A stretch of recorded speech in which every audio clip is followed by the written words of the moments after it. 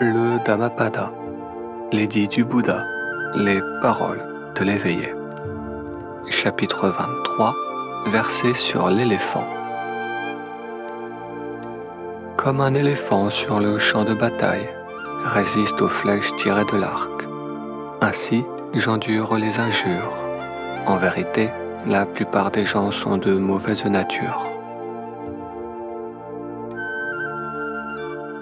Devant une assemblée de personnes, on ne conduit que des éléphants bien dressés.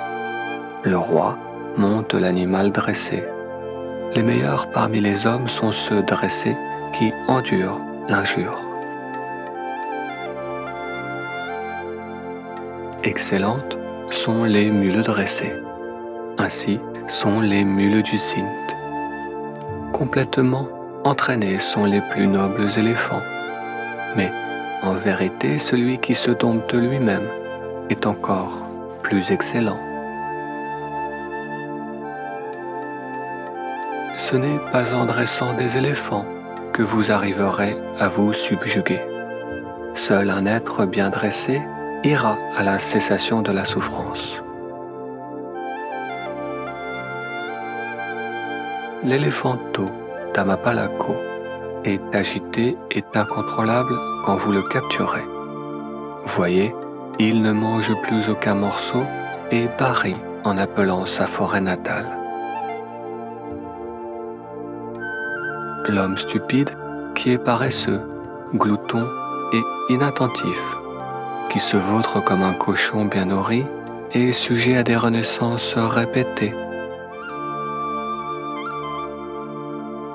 Avant, ce cœur allait errant là où il le voulait, et là où il le désirait, vraiment, comme il lui plaisait. Aujourd'hui, avec attention, je le maintiens fermement comme un dresseur d'éléphants maintient l'éléphant en rut. Réjouissez-vous dans l'attention. Gardez bien votre cœur. Dégagez-vous de la mauvaise voie comme un éléphant enfoncé dans la boue se dégage. Si vous trouvez un compagnon prudent pour vivre avec vous, qui se conduit bien et qui est sage, vous pouvez vivre avec lui joyeusement et avec attention, surmontant ainsi tous les dangers. Si vous ne trouvez pas un compagnon qui convienne pour vivre avec vous, qui se conduise bien et qui est sage, alors, comme le roi quitte un royaume conquis, vous devez vivre seul, comme un éléphant dans la forêt des éléphants. Meilleur est de vivre seul. Il n'y a pas de compagnonnage possible avec un fou. Que l'on vive seul ne faisant aucun mal et que l'on soit libre de soucis, comme un éléphant dans la forêt des éléphants. Heureux les amis quand le besoin survient. Heureux le contentement du juste ceci ou du simple cela. Heureux le mérite quand la vie est à sa fin.